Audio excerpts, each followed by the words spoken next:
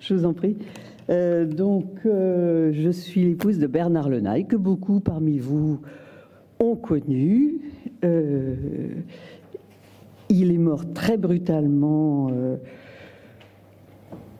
officiellement le 5 janvier 2010, et en réalité, cliniquement, il est mort le 24 décembre 2009. Voilà, il a fait une rupture d'anévrisme.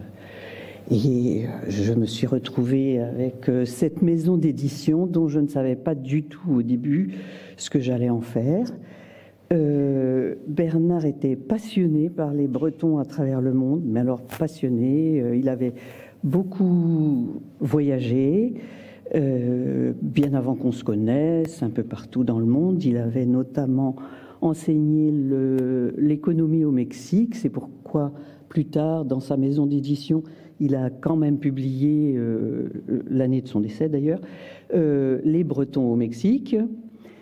Et puis, il a énormément voyagé et partout, il trouvait des Bretons. Donc, quand il est revenu ensuite en France, il a travaillé à la Chambre de commerce et d'industrie de Nantes, puis au Célib à Lorient, ici même. Puis, il est devenu directeur de l'Institut culturel de Bretagne.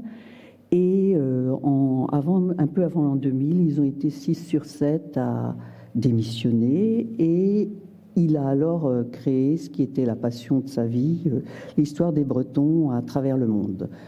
Alors, il estimait vraiment que c'était du défrichage qu'il faisait. Et voilà, il est mort en 2010. Donc, je poursuis l'activité très modestement de la maison d'édition depuis 2010, notamment grâce au soutien d'auteurs comme Olivier Ledour, qui est présent ici aujourd'hui, et qui voit tout l'intérêt et moi de cette maison d'édition qui a un axe tout à fait original. Alors, c'est un axe très historique, contrairement à ce qu'on a entendu un peu depuis ce matin sur les diasporas plutôt contemporaines. Là, l'idée de Bernard, c'était de faire connaître les histoires méconnues à travers des dictionnaires, et puis ensuite des collections comme Breton à travers le monde. C'est une des collections de la maison d'édition Les Portes du Large, qu'il a créée en 2001. Avant même donc de créer cette maison d'édition, en tant que directeur de l'Institut culturel de Bretagne, c'était vraiment une de ses passions de développer tout ce qui représentait la Bretagne à travers le monde. Il a eu des relations avec énormément de gens. J'ai été avec lui à l'inauguration de Dom Britannia à Poznan au début des années 90. Elvira va en parler tout à l'heure. J'ai fait des voyages avec lui, avec les enfants petits, en Louisiane, où on était, après un long périple via Detroit, on est arrivé à la Nouvelle-Orléans, où tous les hommes portaient des chemises fleuries. C'était très agréable. Et pour que les enfants petits alors se reposent, il a eu l'idée d'aller à Biloxi. C'est la première implantation française un peu au large de l'embouchure du Mississippi. Et quand on est revenu de Biloxi, sur ces autoroutes qui sont doubles par rapport à nos autoroutes, parce que en cas d'évacuation, tout le monde part, comment Bernard aperçoit Kergozien. Il me dit excuse-moi, on va s'arrêter, d'accord, bon. Il va voir qui était Kergozien, d'où ça venait. Je racontais des histoires aux enfants pendant ce temps-là dans la voiture, et puis il sort avec Monsieur Kergozien qui nous emmène dans c'était une maison modeste mais typique de la Louisiane, en bois, avec des balancelles devant. On a passé tout le reste de l'après-midi chez cette famille Kergozien qui était venue à plusieurs reprises en Bretagne. Et voilà. Et enfin bref, je ne vais pas raconter tout ce voyage parce que c'est 10 minutes. D'accord. Bon, en Californie, en quittant Los Angeles pour aller vers le Yosemite, il nous a fait arrêter dans un motel où il n'y avait que des chauffeurs routiers. Et le lendemain matin, nous avons pris la route et à quelques kilomètres, il y avait une maison dans un champ, un chêne, et là, il y avait un certain Pierre Lebec qui avait été tué par un grizzly.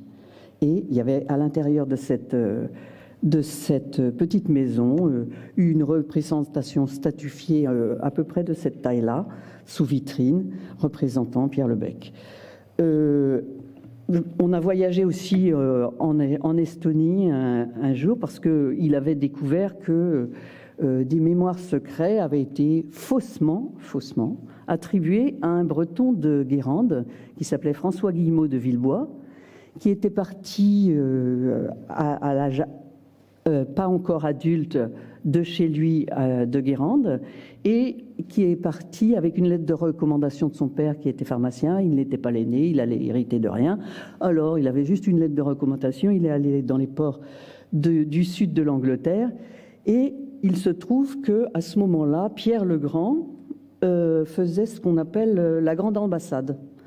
Et donc, avec de nombreux accompagnateurs, il allait visiter ce qui se faisait ailleurs en Europe et il a séjourné très très longtemps aux Pays-Bas dans une petite maison pour apprendre à la fabrication des navires. Et un jour, il a décidé de passer outre-Manche. Il est passé sur un bateau dont le capitaine a complètement perdu pied dans la tempête. Et c'est François Guillemot de Villebois qui a remis le bateau dans le lit du vent et qui est arrivé à bon port en Grande-Bretagne. Et donc, à ce moment-là, Pierre le Grand a demandé à François Guillemot de Villebois si ça l'intéresserait de le suivre en Russie, ce que François Guillemot de Villebois a fait. Et donc, nous sommes allés en Estonie.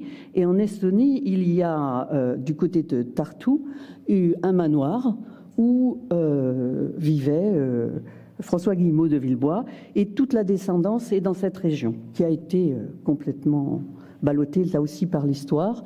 Et ce que je veux vous dire aussi, c'est que quand on publie des livres sur les Bretons à travers le monde, en même temps, on revisite l'histoire du monde et c'est particulièrement fascinant.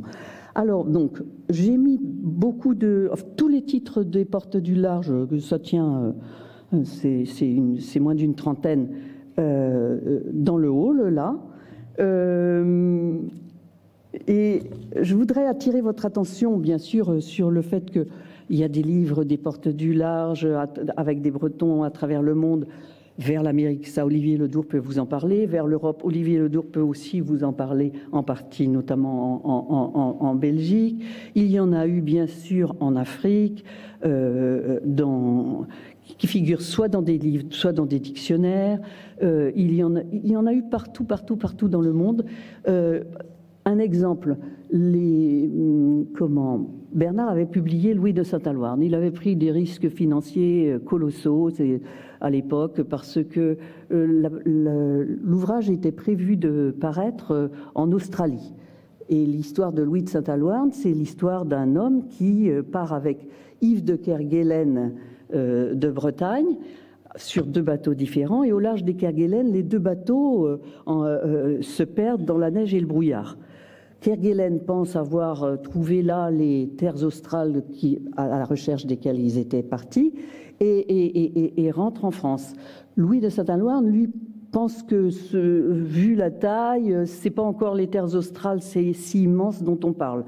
Alors, ils poursuivent leur route et ils arrivent sur la côte occidentale de l'Australie et à mi-hauteur, sur la pointe de Dirk Hartog, ils vont mettre une bouteille en terre, comme ça se faisait à l'époque, pour prendre possession des terres australes qu'ils découvraient. On est en 1772, 50 ans avant que les Anglais arrivent à l'autre bout, et avec une pièce à l'effigie du roi Louis XV, et puis retour vers la France. Sauf que sur le chemin du retour, Louis de Saint-Allouarn meurt à l'île Maurice. Et donc, son histoire va être oubliée pendant un certain temps. En 1998, 2 ans avant l'an 2000, une équipe d'archéologues avec Philippe Godard et puis d'autres archéologues vont partir à la recherche, d'après des carnets de bord, vont partir à la recherche de cette bouteille, vont la trouver. Et ça, la nouvelle va faire le tour du monde. L'Australie a failli être bretonne. Une dernière chose que je voudrais vous dire, juste, parce que j'ai très peu de temps, c'est qu'on est très très très loin d'avoir découvert tout ce qu'il faut sur les Bretons à travers le monde. Peut-être que les portes du large n'existeront plus l'année prochaine, parce que je ne sais pas si vous connaissez l'actualité, liquidation de Cobraise, et donc c'était le diffuseur-distributeur des portes du large. Toujours est-il que, Olivier le sait, il me pousse à publier, mais je ne sais pas si on publiera un jour, mais vous savez, je voudrais faire le lien avec les anglo-saxons. Donetsk est une ville qui a été créée par des Gallois. Donetsk s'appelait Yuzovka, et elle a été créée par un ingénieur gallois qui s'appelait John Hugh, et en 1870,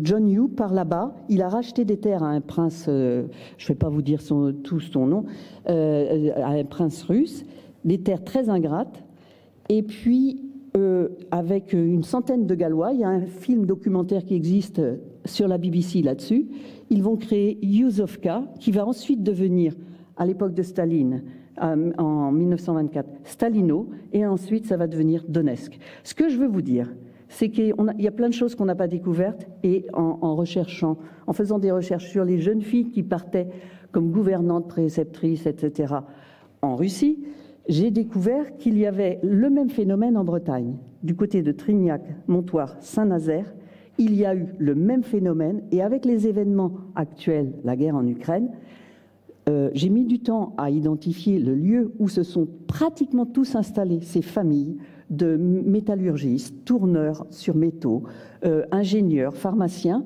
Ils sont tous partis à Drushkivka. Et Drushkivka, c'est à 12 km au-dessous de Kramatorsk. Et c'est une ville de 31 000 habitants qui a été bombardée depuis le 24 février 2022. Conclure. Non, je conclue avec ça.